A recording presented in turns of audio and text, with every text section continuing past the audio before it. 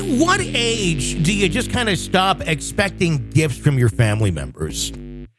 What age is that? Is that like 18? Is it 15? Is it 17? Is it the birthday number? What, I mean, at some point, you just kind of be happy that you're still alive. Yeah. My crazy family. My crazy family. Welcome to the program. Be sure to press subscribe wherever you download podcasts. Leave us a review there on Apple Podcasts, and we'll even give you a chance to win a $500 Amazon gift card. If you do that, just take a screenshot of it and send it to contest@crazyfampod.com. And hey, this is new. This is pretty cool. If you want access to all of our episodes, advanced episodes, which go several weeks in advance, so you got tons of them really to kind of binge away on, including the full archive and everything in the archive. It's all commercial free when you become a supporter of our show, an extra. All you got to do is check us out on Apple Podcast, and our channel is right there, Crazy Family, or My Crazy Family. I was going to say Crazy Fam Pod, which is the website, but My Crazy Family. And you just go there and press subscribe. Try it for 3 days free, and hope you enjoy. And that helps keep our program on the air. Tony and Stacey Cole with you on today's episode of the show. What's going on? Well, if you look back, some of our very first episodes were the most absurd ones that we've ever had. Like the stories that just make you cringe. Yes. There's some very extreme ones there. And this is an interesting thing to note, because by the time this airs, now on Fridays, we are running a best of My Crazy Family on Fridays as well. And it's starting from episode 1, from way back towards the beginning of summer.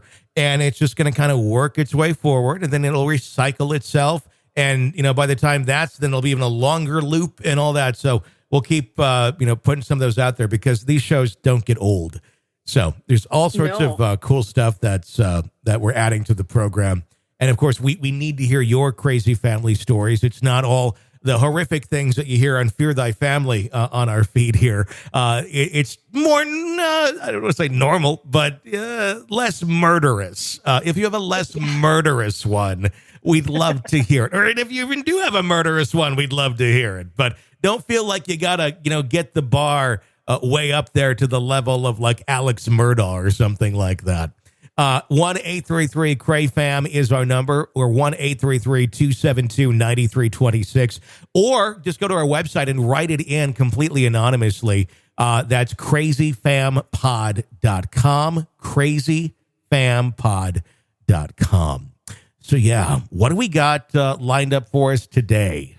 All right. Well, our first one is a family member.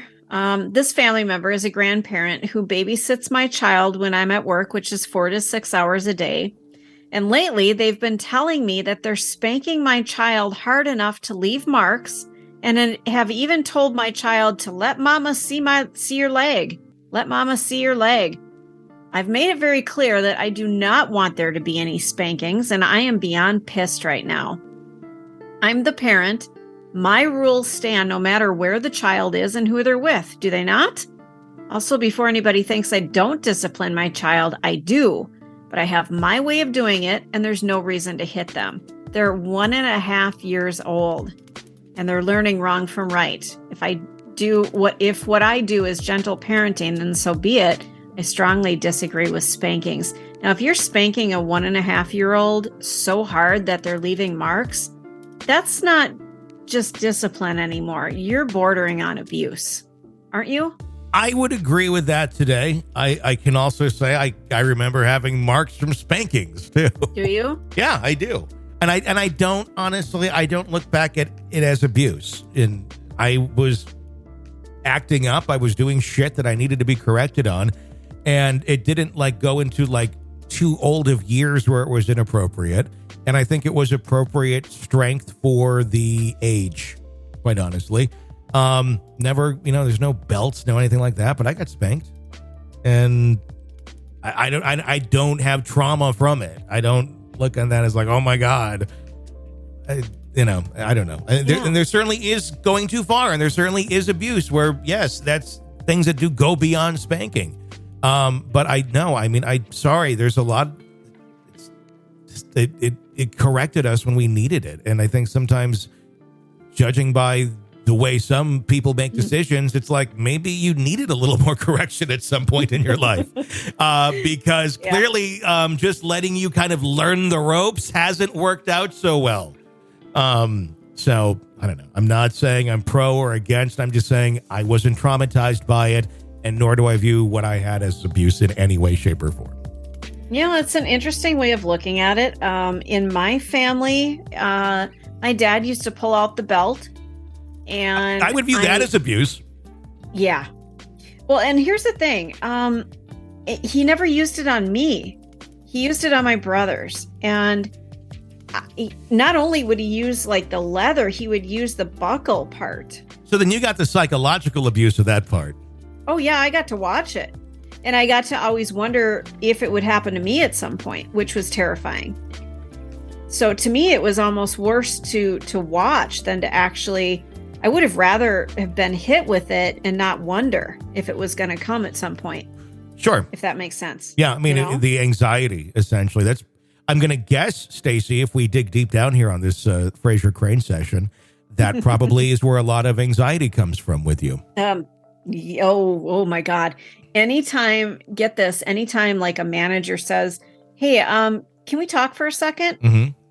Holy shit. Do I freak out? Like, it's interesting that the job that I have right now, I have the most wonderful managers. I think I have 4 managers. Yeah. They're all in charge and they're all wonderful. Yeah. But anytime they want to talk to me, I hear you. Freak out. I hear you. Yeah. I always felt the same way too. I always thought I'm going to get fired immediately, no matter what I was doing, no matter how good things were. And eventually it does happen when you get crazy management in place. But it's, I don't like working with people very much. No, I have don't to either. I have to know them really well. Like I know you, because it's like, then it doesn't feel like work and we both respect each other, and it's not a weird adversarial anything. But yeah, I do the same thing too. And I don't know where that basis is of being called out on something. I don't know.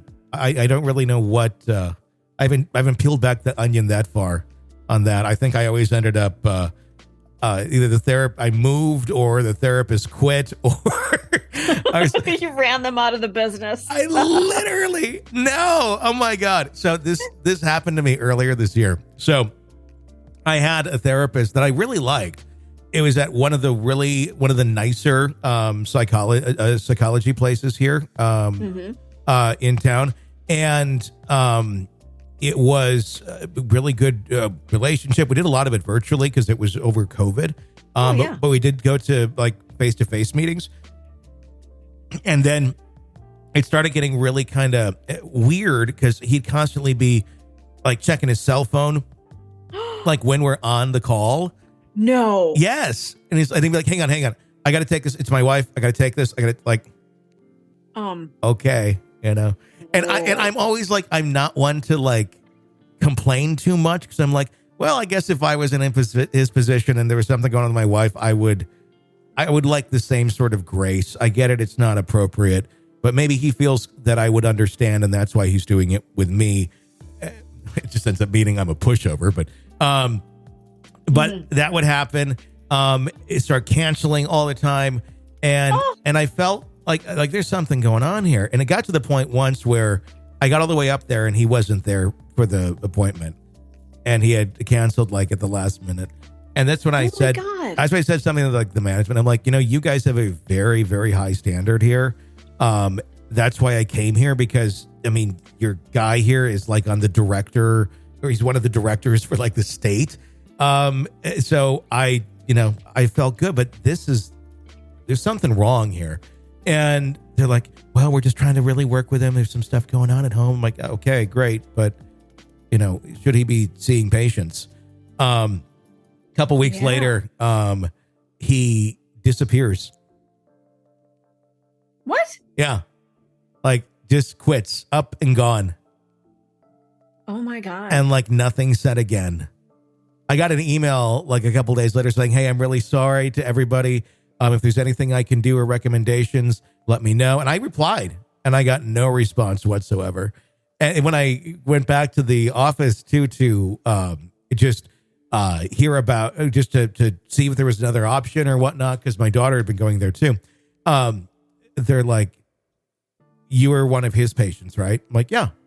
It's like, oh my gosh. And this is probably like violating HIPAA, I'm guessing, in some way, shape, or form. I don't know. I don't think they can talk about like the doctor's personal life or anything. But like the receptionists were just like, oh my gosh, I just couldn't believe what happened. I'm like, what happened? And they're like, I probably can't talk about it. Well, no, they can't talk about it, but did they? No. So I Damn don't, it. and I tried looking at the newspapers and everything, and I don't know. I mean, then there was a lot of, all they said was, because all I said, I remember this part, and I did forget this part. I said, I know there was like some frustration because, I mean, their house recently got flooded, and him and his wife, he said they were, kind of having, some headaches, and she's like, let's just say this, they're never going to be back together. And I'm just like, what the fuck does that mean? Like, it's like, and like, number one, you probably can't say that, but No. you just did. So I'll take it. And I didn't like go and report her or anything like that. I'm just talking about it on a show that reaches the entire world. But Literally the entire world. But, or you know what? Our True Crime Daily podcast, we're going to be reading a story and you're going to be like, oh, this was my therapist. yeah, I'm really, I don't know. I didn't see anything in the news, but I don't know. I'm really kind of weirded out, but that was anyway. What do we got going on in our stories here? Oh my God. No, I want more details about that. That's all I got. That's all I got. Damn. Yeah. Okay. So on to our next story, because we actually finished a story. I'm so engrossed in what happened to you. Yeah, me too. Yeah. I forgot we already did a story. Okay. So it says, so tonight I, a female, went to visit my boyfriend's family for the first time. We've been together for almost 3 years. We were all sitting in the room in their house, and his mom started to smoke a cigarette.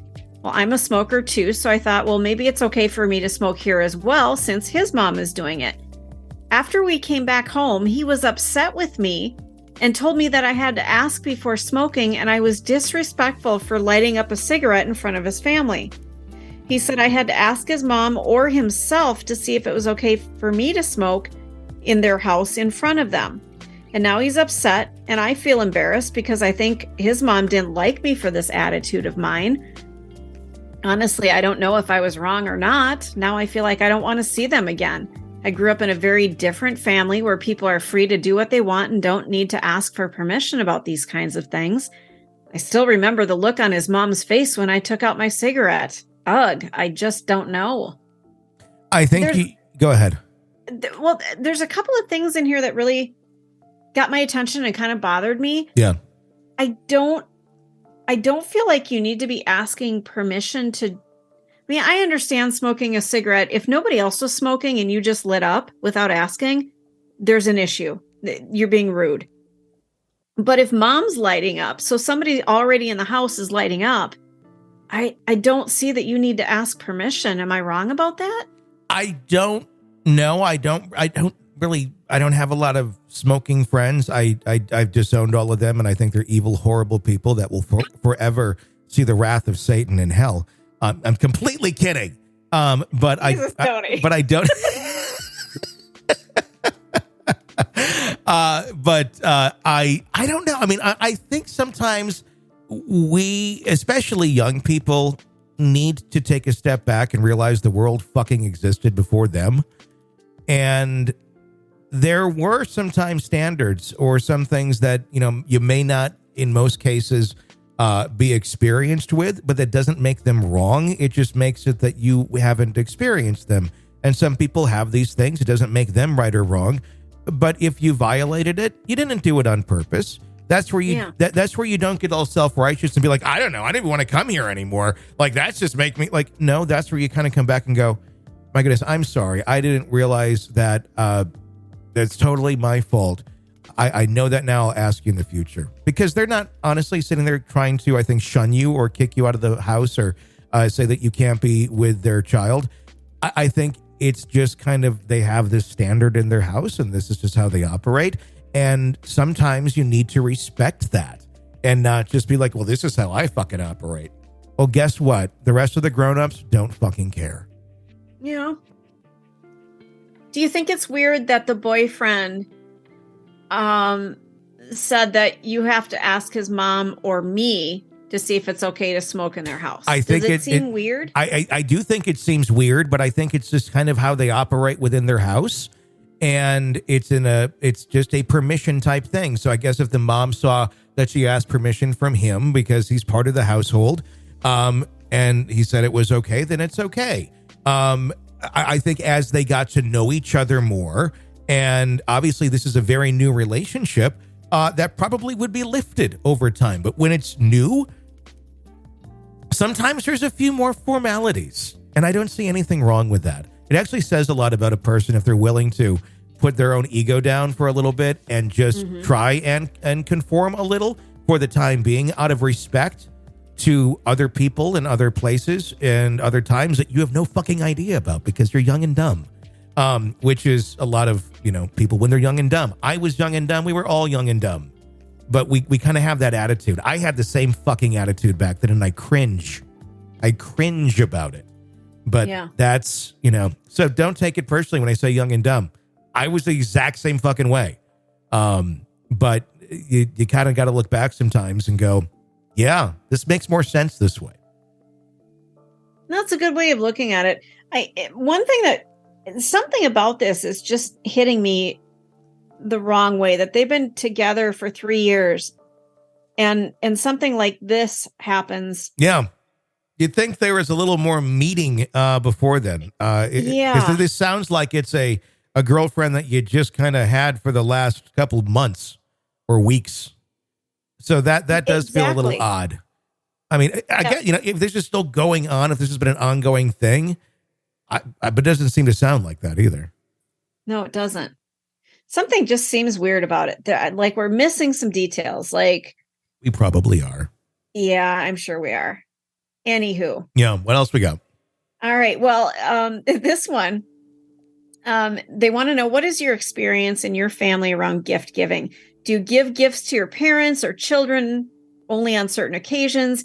Is there an age where you would no longer give gifts to your adult child? I turned 50 and my dad didn't send a card or flowers or a gift or anything to mark the occasion.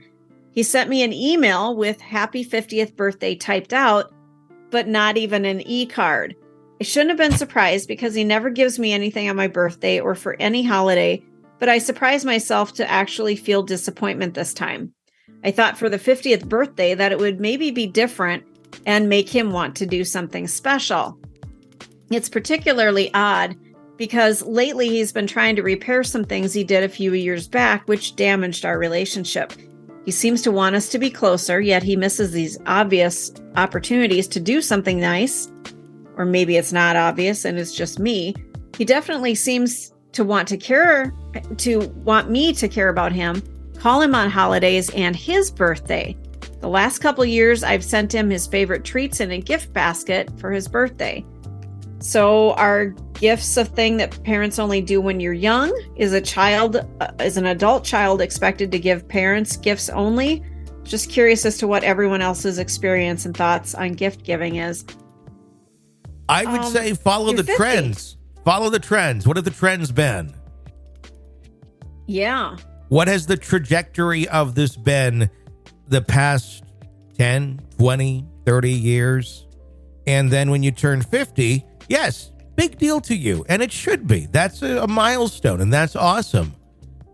But that is to you. I mean, the reality is a lot of people are wrapped up in their own shit. And that kind of sucks because you'd wish there was more. But I mean, if your dad has never done anything, don't put false expectations on things that, it's the whole wishing for someone who's not who they are. Yeah. And that's where you got to accept them who they are, accept reality on reality's terms. He loves you. He certainly, he made a note of it. He sound like he completely forgot it or anything like that. I would, different people are different. Certainly if I'm around, hopefully on my daughter's 50th birthday, yeah, there'll be a big fucking something there in front of her house. I don't know what it will be, but it'll be something large, maybe like a whole pallet of like creamed corn or something. With a bow. Of that nature, with a big bow. Like, here's your big present, cream corn. Something of that nature. Yeah. So I don't know. I mean, by this point in life, you kind of gotta have an understanding of who they are and what their trajectory is and how they act. And you got to make peace with it at some time and not constantly go against the grain of it, even though you know you're right or it's just weird and messed up, but that's what you got. So you got to make the decision, take it or leave it, or create a boundary and don't let it get to you as much as you're letting it. Well, and I think you brought up a really good point too. Dad, he emailed happy birthday. Yeah. So he remembered it. He acknowledged it to you, didn't just remember it and let it go. He acknowledged it to I'd like to know what the state of dad is too. Where is he loaded and sitting off on the Cayman Islands or something? Or is he in his house in town and on a really fixed income and doesn't get around much? What is the state of dad? You're turning 50. So it's a valid question too, as to far as what they're going to be able to, do. And maybe he doesn't even think it was a big deal. A lot of people, and I don't know if this is a male or female, and I don't think it says, but a lot of women, I cried on my 50th birthday. I was just like, I don't want this. Because I thought 50 was super old. Mm-hmm. I mean, when I was a kid, 50 was like elderly. So to me, I didn't want the acknowledgement. I didn't want anybody to do anything. Yeah. Leave me the fuck alone. And I was actually quite happy that there was a pandemic when I turned 50. So, it just depends on the person. You're like, fuck you, world. You can all die. Yeah. Me and my cats will be here safe and sound. Yeah, right, brother. kitty? Yeah. I got to quietly celebrate it and not put anything out there. It was the best it was the best birthday I could have had. But maybe dad didn't know if there should have been something big or not. Yeah.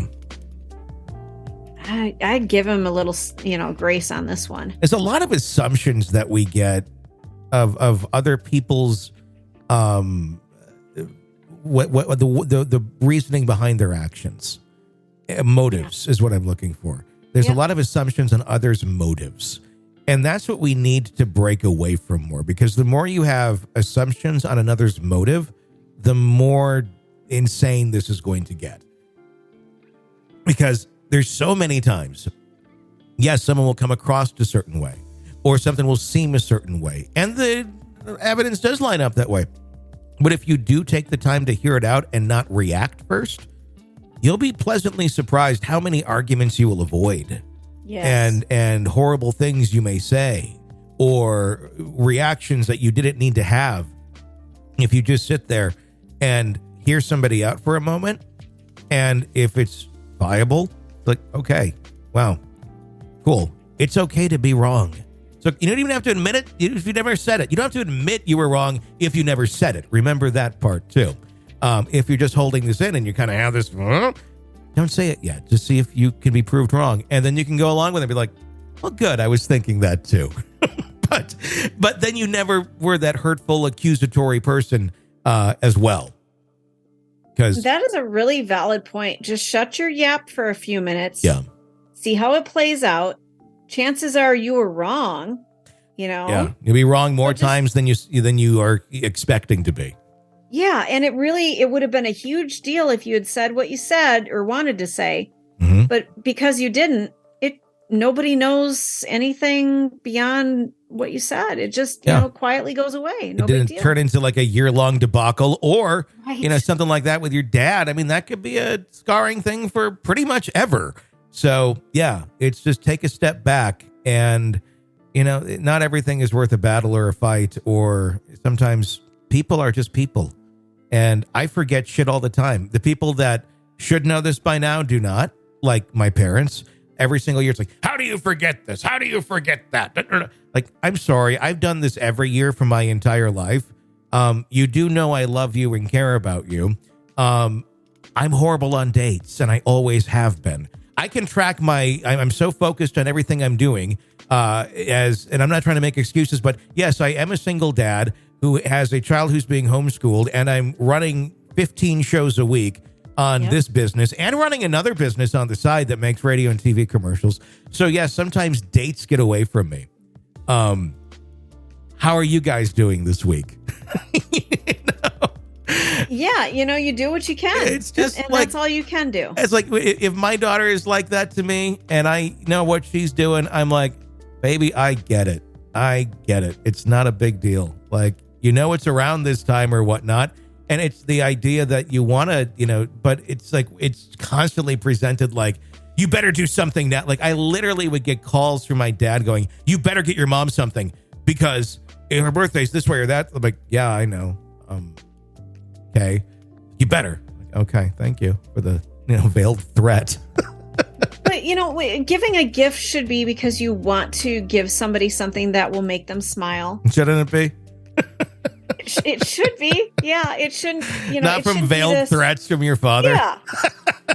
Yeah, like a theoretical gun held up to your head, It's like, yeah, I know. And I think he views it as just like he's giving me a friendly reminder, but it's never like a friendly reminder. God. It's just like, I'm horribly disappointed in you for not knowing this. Like, thank you. Thanks. Look at how successful I've been in everything else and everything I've done. But I'm not. I'm never going to say it. On the nose. Yep. I've actually said that one time when it got like into a conversation, and we tell you that all the time. Like, I don't even want to hear it. I don't. Number one, I hate that sort of shit, so I don't even know why I'm complaining about it. But it's just, I don't know, nice a little bit to kind of, I don't know, recognize it a little bit in your kids or kid.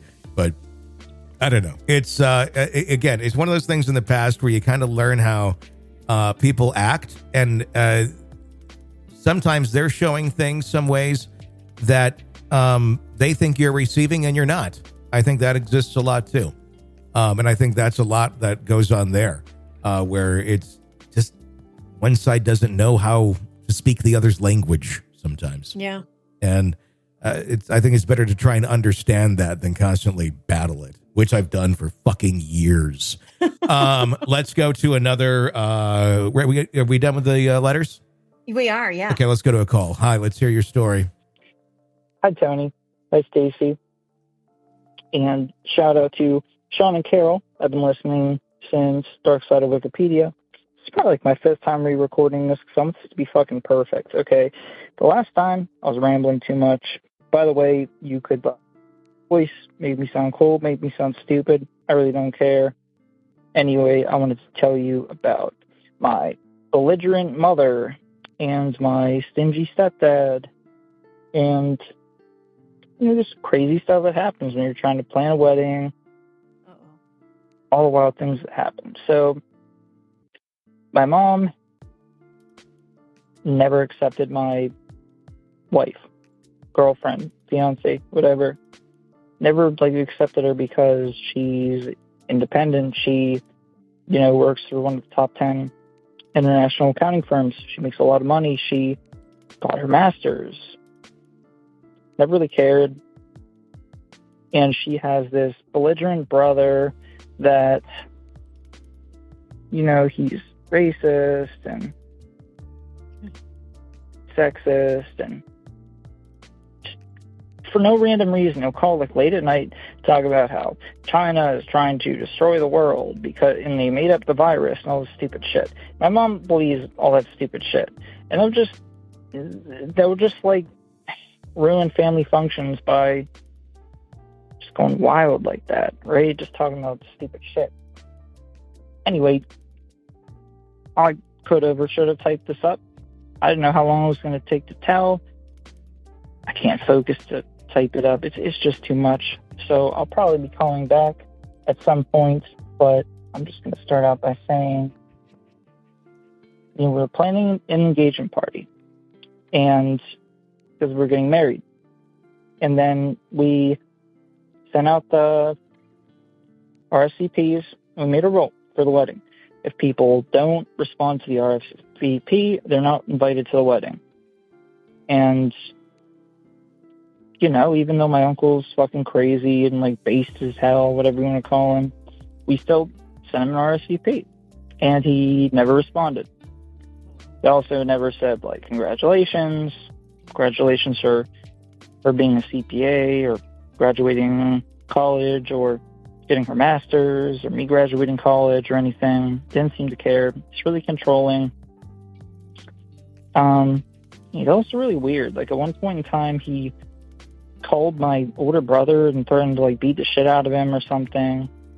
And then I was just like, I told my mom, I don't want this guy at my wedding. He fucking pisses me off. He just pisses me off. You know, he's disrespectful. People can talk shit on me all they want, but say things about my wife, girlfriend, whatever, you know, that's not cool. You can't fucking... But anyway, so came around to the time of my wedding. And the day of my wedding, guess who shows up? He does. He was, like, pretty far away, but he showed up. I know my mom knew, and I specifically told my mom, like, listen, you're not like paying for anything, so, like, you don't fucking have a say anyway. But especially, like, if he treats us like shit, you really don't have a say when it comes to do with that. So we got so fucking irritated. We told the wedding planner, you know, tell this guy to leave, like, or I'm going to beat the shit out of this guy because he makes me so fucking irritated. All right? Crazy racist uncle. And then, that made my mom so upset that she just decides to ditch out on the wedding right after that. Didn't even do the mother-son dance or anything. She just says that she just left. And then blocked us on Facebook, which is really fucking mature. And then we tried to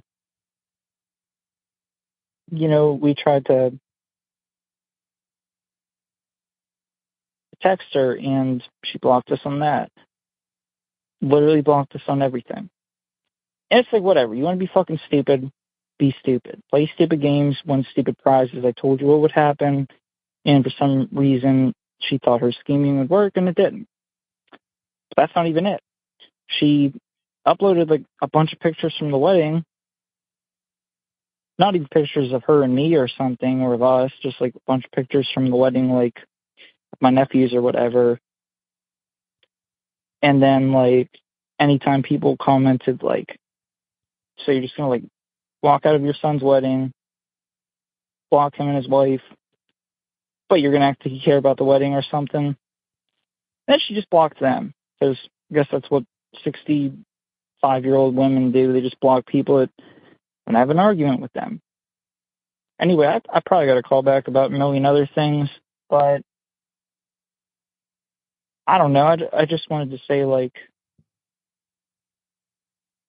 I'm at a standstill in my mind. If it was just had to do with my mom, my stepdad, crazy uncle, shit like that, I'd be like, whatever. I don't want to see him again. And sometimes I do argue with my sister, whatever. But she has 3 kids, and I just really don't know what to do or say, because I want to see them, but I don't want to see her. So, I don't know. Maybe you have advice about boundaries or what to do moving forward, because I can't speak logically to the criminally insane. So I don't know what else to do. And I've been contemplating calling for a while and thought I finally did, but just thank you. You could transcribe this if it's too long and rambly. You could type it up. I really don't care. It just means a lot that I got to call you. So thank you.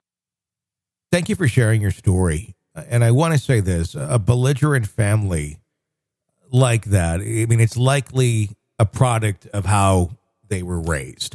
I think context is important when you're trying to put the pieces together on something like this. and understand and work through it, context is very important. Otherwise, it's just rage this way, rage that way. That's not fair. That's not right. And you may be right, but context kind of puts things into a path where it's a little more easily managed.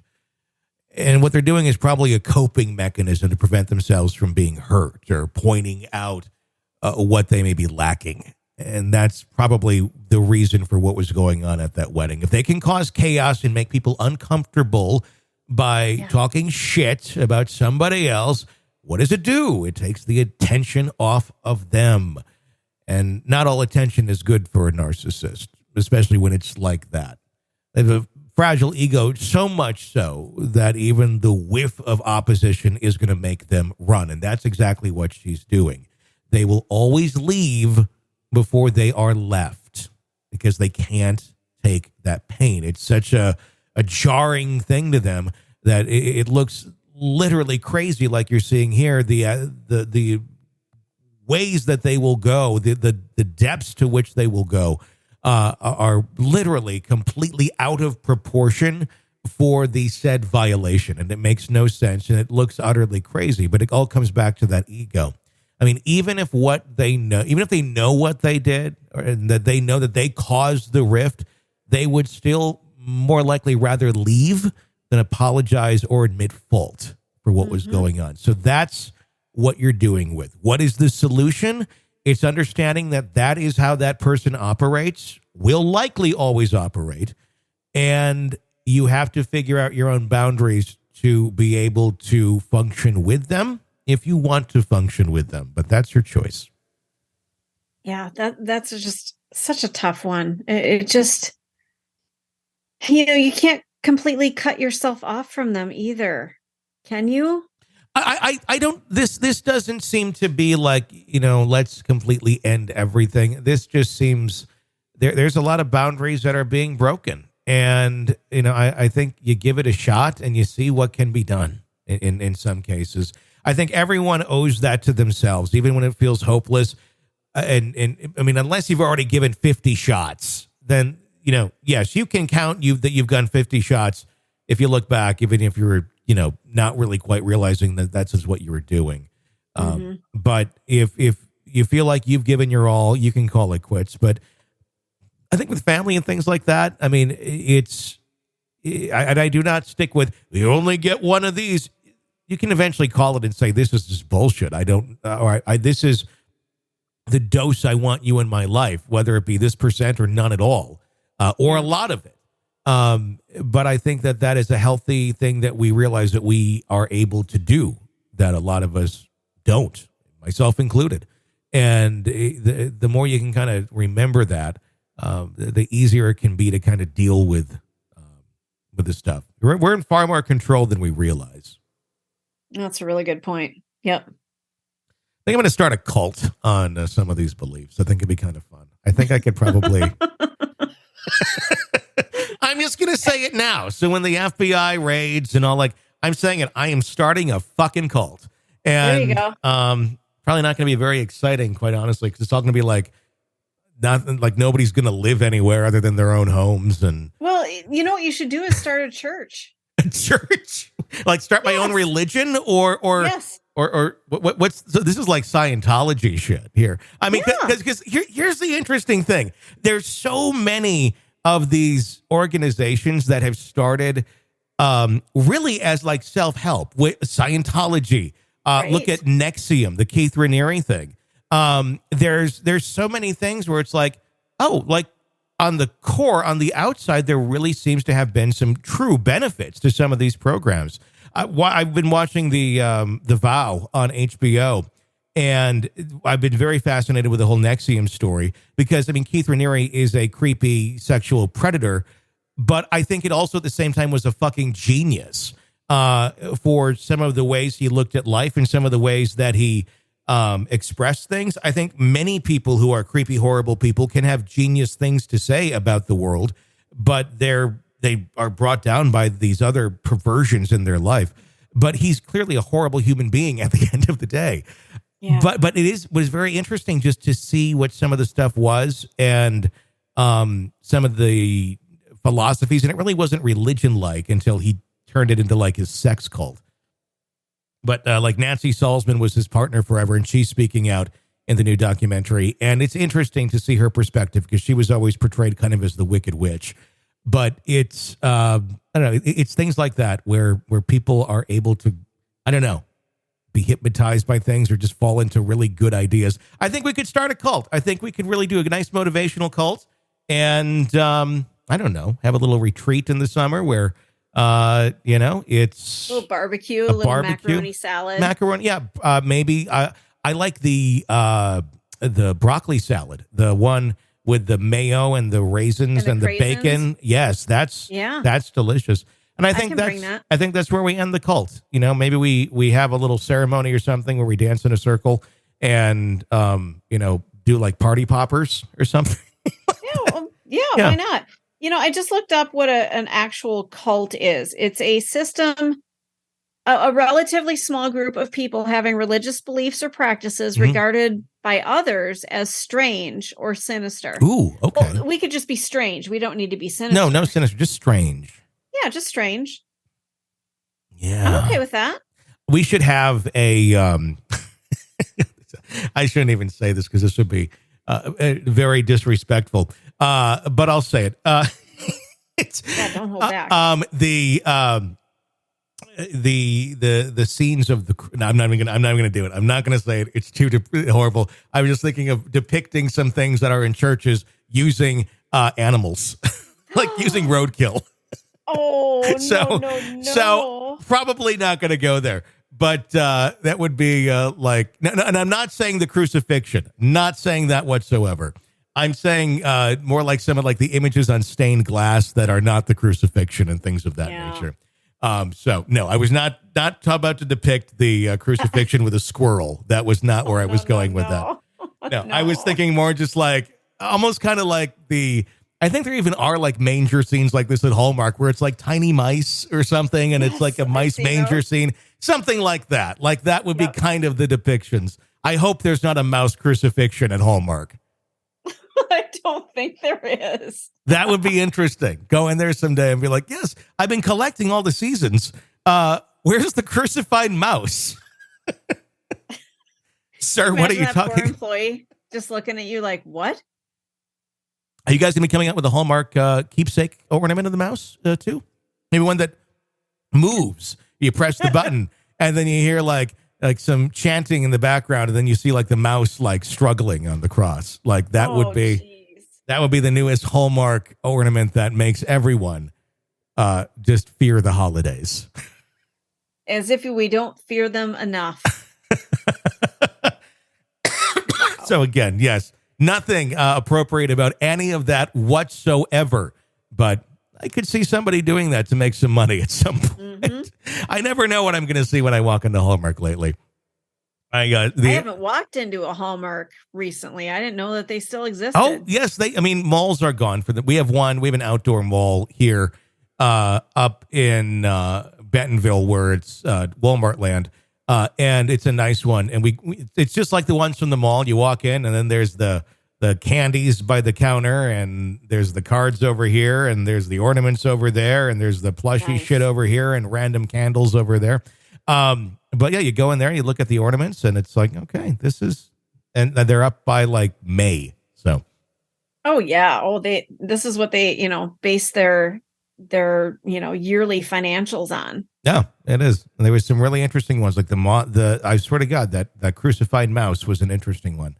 But it was Disney though. They used Mickey on it, and it was, and then there was a big like Ron DeSantis like in the background, like going, "You're crucifying Mickey by changing our zoning laws." It was really weird, and oh boy, it was a very bizarre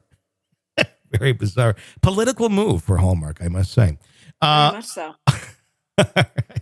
That's going to wrap up today's episode of Fear Thy Family. Thank you guys for listening. If you like the show, help keep us on the air, become a supporter, go to Apple Podcasts and our channel there. Press subscribe. In fact, try subscribing for 3 days free. Get yourself access to all the episodes in their entirety, commercial-free and advanced episodes way out there, like about a month out there, so you can binge away on tons right this second, all ad-free.